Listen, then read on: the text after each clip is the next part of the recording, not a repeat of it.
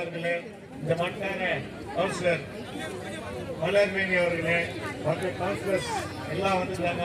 எல்லாருக்கும் காசி சொன்ன போன டைம் வந்து எல்லாருக்கும் வணக்கம். இங்க எத்தனையோ எம்எல்ஏ பார்த்துக்கிறீங்க. தயவு செஞ்சு ஒரு 5 நிமிஷம் டைம் வருது. எத்தனையோ எம்எல்ஏ பார்த்துக்கிறீங்க. பார்த்துக்கிறீங்களா இல்லையா? எத்தனை எம்எல்ஏ பார்த்துக்கிறீங்க? நிறைய எம்எல்ஏ பார்த்துக்கிறீங்க. யாருன்னா தாய்மருக்கு மேல பாசத்தை வச்சு அன்பை வச்சு தாய்மருக்கு நல்லது செய்யணுன்ற ஒரே ஒரு எம்எல்ஏ யாருன்னா நம்முடைய சகோதரி ரூபாக்கள் அசோசியேஷன். யாரும் மறக்கக்கூடாது. எத்தனை எம்எல்ஏ வந்துக்கலாம். யாரும் பிஜேபி மக்களுக்கும் சரி தாய்மருக்கும் சரி எந்த அக்கறையே இல்லாத அவங்க சுகத்தை தான் பார்த்துட்டு போறாங்க. சரி, நம்ம பேச்சு நீங்க கேட்டுக்கலாம். ஒன்னொன்னும் அது ஒழுக்கமான பேச்சு. இது பேச்சு நீங்க உண்மையா கேட்டுருந்தா இந்த அம்மா தான் இருக்கிற எம்எல்ஏ இந்த ஊர்ல, வேற எம்எல்ஏ இல்ல. அது போல பேசணும். தயவுசெய்து சொல்றேன், இந்த ஊர்ல 1500 அடியில 2000 அடி தோண்டி தங்கவேல் கோல்டு கொடுத்தது நம்ம தங்கவேல். 10,000 அடி 10,000 அடி கண்ணன் மைனிங்ல சீனியர் 10,000 அடி உள்ள இறங்கி தங்கத்தை வெட்டி கொடுத்த ஒரே ஒரு தங்கவேலை விட்டா வேற எதுவுமே. அது போல இங்க நிறைய பேர் அந்த தங்க சுரங்கத்தை வச்சுதான் தலைவர் ஆனாங்க. தலைவர் நிறைய ஆனாருங்க இந்த ஊர்ல. ஆனா அந்த தங்க சுரங்கத்துக்கு எதுவுமே செய்யல. நம்ம சொன்னாங்க டெல்லியில ஹெலிகாப்டர் வந்து பென்ஷன் பண்ணி பிஜேபி போடுறது பிஜேபி கவர்மெண்ட். அது உங்களுக்கு தெரியும். ஆனா அந்த அம்மா வணக்கத்துக்குரிய மேடம் அவர்களே, இங்க வந்திருக்கிற கவுன்சிலர் லீடர்ஸ் உங்களுக்கு எல்லாருக்கும் வணக்கம். அதே மாதிரி இங்க கூடியிருக்கிற தாய்மார்கள் அனைவருக்கும் வணக்கம். ஏன்னா மேடம் பேசுறத பேசக்கூடாதுன்னு சொல்லிட்டாங்க. அதனால தான் கவுன்சிலர் கூட பேசல. நீங்க பேசுறத நான் பேசல. மேடம் வந்து தமிழ் கத்துக்கிறது எனக்கு வைத்தறிச்சலாங்க. என்னென்ன பேசணுமே எல்லாமே அவங்களே பேசிட்டாங்க. அது கூட வந்து இவரு வேற யார அண்ணன். நான் என்னத்தை பேசுறது? பேசுறதுக்கு ஒன்னே இல்ல பேசுறதுக்கு ஒண்ணு இல்ல. மேடம் இப்ப புடிச்சு மாட்ட வச்சிரு போறேன் உங்ககிட்ட. எப்படின்னு கேளு. ஊரை டெவலப்மெண்ட் பண்ணீங்க, ரோடு போட்டீங்க, தண்ணி கோட்டீங்க, ஹாஸ்பிட்டல் கட்டினீங்க, தாசில்தார் ஆபீஸ் கட்டினீங்க, காலேஜ் கட்டினீங்க, இன்னும் ஆர்டிஓ ஆபீஸ் கட்டினீங்க, எல்லாம் கட்டினீங்க. 50,000 ஓட்டுல ஜெயிச்சிங்க. எங்களுக்கு இந்திரா கேண்டீன் எல்லாம் தெரிஞ்சிச்சு. உங்களுக்கு மேடம் பேசுறது பேசக்கூடாதுன்னு நான் புதுசா பேசுறேன். எங்களுக்கு வேணுது மைன்ஸ்ல வாழற அத்தனை பேருக்கும் வீடு எங்களுக்கே வேணும். என்னமா கரெக்டா? எஸ்டிபி தொழிலாளிய கூட இன்னைக்கு பிரகலாத் ஜோஷி வந்து மத்திய மந்திரி வந்தா இருப்பாரு. அது வெறும் கண் துடைப்பு தான். எப்படின்னு கேளுங்க. இன்னைக்கு ஒரு எஸ்டிபி தொழிலாளி வந்து பழைய வீடை வந்து அதுல வாழல. ஒரு 30க்கு 40 இல்ல ஒரு 40க்கு 40 விரிவுபடுத்தி வீடு கட்டிக்கிறாங்களா இல்லையா? எக்ஸ்டெண்ட் பண்ணி கட்டிக்கிறாங்களா இல்லையா? ஆனா அந்த பொசிஷன் சர்டிபிகேட்ல உங்களுக்கு 20க்கு 10 எதாவது கொடுத்துருக்கான். அப்போ 20க்கு 10 பண்ணிருந்தா அந்த வீடு வந்து உங்களுக்கு ரிஜிஸ்டர் ஆகுமா?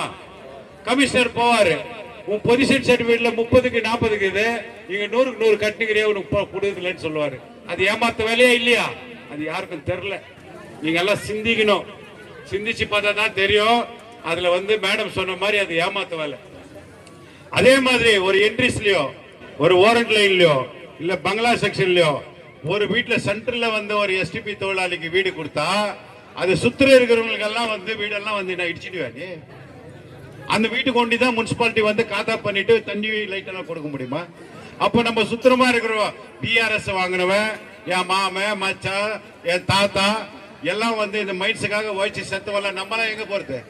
எங்க போறதுமா சொல்லுங்கம்மா? பெரிய இனியா சீரியல், சுந்தரி சீரியல், வானத்தை போல சீரியல் எல்லாம் பார்த்துன்னு உட்கார்ந்தா பிரயோஜனம் இல்ல. இப்போ மேடம் சொன்னாங்க கேஜிஎஃப் வந்து அழகுன்னு. என் கேஜிஎஃப் தாய்மாருங்க எல்லாத்தோட அழகு. என்னம்மா பாரு, எல்லாம் பாரு. நம்ம பூமியில வந்து தங்கம் இருந்தா கூட நம்ம எல்லாம் வந்து தங்கத்தெல்லாம் வெளியூருக்கு அனுப்பிட்டு நம்ம வெறும் மூஞ்சாக்குறோம். ஏன்னா அந்த மூஞ்சிலே நாங்க நல்லா இருக்கிறோம் அப்படின்னு அர்த்தம். கரெக்டா? அதனால மேடம் கிட்ட தயவு செய்து சொல்றேன், மேடம் கிட்ட இருக்கிற சேலஞ்சு ஒண்ணே இந்த மைன்ஸ் வீடை வந்து இருக்கிறவங்களுக்கே சொந்தமாக்கி கொடுக்கணும். அது மேடம் கிட்ட வேற யார் கையில ஆகுது. மைக்கு போட்டு பேசலாம், மைக்கு போட்டு பேசலாம், வார்த்தையை விடலாம். இன்னைக்கு காங்கிரஸ் கவர்மெண்ட் ஜெயிக்கிச்சு, மேடம் வந்து வீடு வீடா வந்து உங்களுக்கு 2000 ரூபாய் உங்க வீட்டுக்கு கொடுக்குறோம், கேரண்டி கார்டு கொடுத்தாங்களா இல்லையா? வருதா இல்ல உங்களுக்கு 2000?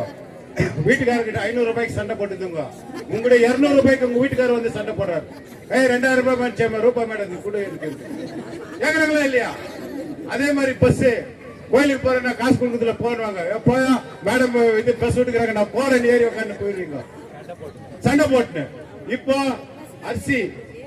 அரிசி வந்து ரேஷன் அரிசியில பிரியாணி ஆவறது இல்ல. மேடம் அவங்க அப்பா நம்ம மாண்புமிகு முன்னாள் மத்திய அமைச்சர் இப்ப என்ன பண்றாரு, 34 ரூபாய்ட்டு 5 பேருக்கு 170 ரூபாய் போடுறாரு. ஒரு ஆளுக்கு வந்து 170, அந்த மாதிரி 650 ரூபாய். என்ன பண்றீங்க? பிரியாணி ரைஸ் வாங்குறீங்க. என்ன ரைஸ்?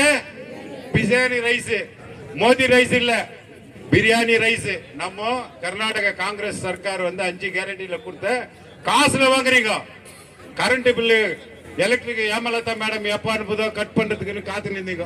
கரண்ட் இல்லைன்னா அந்த அம்மா வந்து என்ன பண்ண, யாரு கரண்ட் இல்லையா அவங்க சூப்பர்வைசர் சொல்ல போயிட்டு கட் பண்ணுன்னு. அப்புறம் நீங்க கரண்ட் கட் பண்ணா அது காசு கட்டி அதை வந்து போறதுக்கு 2 நாள் ஆகும். இன்னைக்கு இங்க இருக்கிறவங்களை வந்து 90% கரண்டை கட்டுறது இல்ல. உண்மையா பொய்யா? 90% இங்க சேர்ந்து இருக்கிறவங்க எல்லாம் வந்து கரண்ட் வந்து நீங்க கட்டுறது இல்ல. அதுக்கெல்லாம் யார் காரணம்? மேடம் ஜெயிச்சாங்க.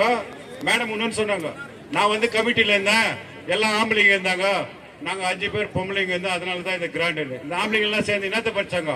கோட்டை விலையை கம்மி பண்ணுங்க அப்படிதானே சொல்லுவாங்க, கோட்டை கம்மி பண்ணுவாங்க. ஆனா மேடம் நம்ம வீட்டுக்கு என்ன வேணுமோ, தாய்மார்களுக்கு கஷ்டம் என்ன வேணுமோ அதுக்கு வந்து யோசனை பண்ணி இன்னைக்கு நீங்கள ஹிஸ்டரியில இது இந்த பொன்னேத்துக்கால எழுத வேண்டிய விஷயம். இது கர்நாடகால வந்து இந்த கமிட்டி அமைச்சு இந்த கேரண்டி எல்லாம் வந்து கொடுத்துருக்காங்க. கேஜப்பூடி எம்எல்ஏ ரூபகலா அப்படின்னு இன்னைக்கு கர்நாடக சட்டசபை வந்து அதிரும் பேசினாக்கா. மேடம் வந்து பாயிண்ட் டு பாயிண்ட் பிடிச்சி இதுக்கு மாத்திரம் இல்ல, மைன்ஸ் வந்து அழிஞ்சு போச்சு. இன்னைக்கு அந்த மார்க்கெட் அழிக்கிறதுக்கு பார்த்தாங்க. கேஜிஎஃப்ல இருக்கிற மார்க்கெட்டை இந்த டெண்டர் அந்த டெண்டர் விட்டு அழிக்கிறதுக்கு பார்த்தாங்க. அது வந்து அந்த கேஜிஎஃப்ல அந்த மார்க்கெட்டும் போச்சுன்னா நல்லா இருக்காதுன்னு அதை பாடுபட்டு இன்னைக்கு காப்பாத்தி வியாபாரிகளை வாழ வைக்கிறது யாருன்னா நம்ம மேடம் தான். அதே மாதிரி இன்னைக்கு தாய்மார்களுக்கு நல்ல ஸ்கீம் கொடுத்திருக்காங்க. நம்மளுக்கு அந்த ஒரு இண்டஸ்ட்ரியை பாடுபட்டு அவங்க இந்த கேபினெட்ல கூட உங்களுக்கு அலோன்ஸ் ஆயிருக்கு. இந்த சீக்கிரமா மனமளான்னு 50 ஃபேக்டரியில ஒரு 5 ஃபேக்டரி இந்த வருஷமும், அடுத்த வருஷம் ஒரு 10 ஃபேக்டரி, அடுத்த வருஷம் ஒரு 10 ஃபேக்டரி கூட நீங்க போட்டு கொடுத்து இந்த தாய்மாரெல்லாம் இங்கே வந்து வேலை செய்யணும். நம்ம இந்த இருக்கிற வீடு வந்து நம்மளுக்கு இதே வீடு போகணும். நம்மளுக்கு வேற சைட் அவங்க கொடுக்குறாங்க, அது நம்மளுக்கு யாருக்கு சக்திக்குதோ அவங்களுக்கு வந்து அலாட் ஆகுதோ அதிர்ஷ்டம் ஆகுதோ அவங்க நம்ம வீடு கட்டிக்கலாம். ஆனா நம்ம அப்ப நம்ம தாத்தா எல்லாம் வாழ்ந்த வீடு. எங்க தாத்தாக்கு 16 புள்ளிங்க ஒரே வீட்டுல இருந்தோம். 16 புள்ளிங்க. இப்ப 4 பேர் இருந்தா கூட ஒரு பெட்ரூம் வேணும், ஒரு ஹால் வேணும், ஒரு கிச்சன் வேணும், ஒரு டாய்லெட். அப்பெல்லாம் ஒண்ணு இல்ல, சொம்புல தண்ணி தூக்கிட்டு போக வேண்டியதான். அப்ப நல்லா இருந்தோம். அந்த வீடு தான் எங்களுக்கு வேணும். அதனால மேடம் வந்து நம்மளுக்கு அந்த வீடெல்லாம் வந்து முயற்சி பண்ணி, அது யாராலுமே முடியாது, முயற்சி பண்ணி முன்னால இறந்து போனவங்க, பிஆர்எஸ் ஆனவங்க, ரிட்டையர்ட் ஆனவங்க, அண்ணாத்திரேஜி சொல்றேன் பாரு, அவனுங்க எல்லாம் ஆத்திரேஜ் பண்ணி கொடுத்து அந்த வீடை வந்து மேடம் வந்து தயவு செஞ்சு உங்கள் சார்பாகவும் யார் சார்பாகவும் கேஜிஎஃப் மக்கள் சார்பாகவும் இந்த வீடுகளை வாழ வச்சா மேடம் வந்து கோடான கோடி புண்ணியம் சம்பாதிப்பாங்க. இந்த மாதிரி கிரேட் எங்குமே இருக்க முடியாது, உங்களுக்கு காலத்துக்கு அழியாத பேர் இருக்குன்னு சொல்லிட்டு இந்த 2 கோரிக்கை, ஒன்னு இண்டஸ்ட்ரியல், ஒன்னு வீடு. வாழறதுக்கு வீடும் பொழிக்கிறதுக்கு தொழிலும் 2ம் வந்து பண்ணி கொடுக்கணும்னு சொன்னாங்க. மேடம் பேசின பேச்செல்லாம் வந்து நாங்க பேசக்கூடாதுன்னு சொன்னாங்க. நான் பேசல. 2 கோரிக்கை தான். அதுல இன்னொன்னு ஏமாத்திட்டாங்க என்ன மேடம். ஊரா போயிட்டு எங்க மேடம் மினிஸ்டர் ஆகிறேன் இன்னும் மினிஸ்டர் ஆகல. கடவுள் புண்ணியத்துல உங்க ஆசீர்வாதத்தை முன்னில எல்லா ஜோர கை தட்டுங்க. இன்னொரு முறை மினிஸ்டர் ஆகணும் மேடம். மினிஸ்டர் தான் நம்ம ஊடுகளெல்லாம் சொந்தம் பண்ணி கொடுப்பாங்கன்னு. வாய்ப்புக்கு நன்றி, வணக்கம்.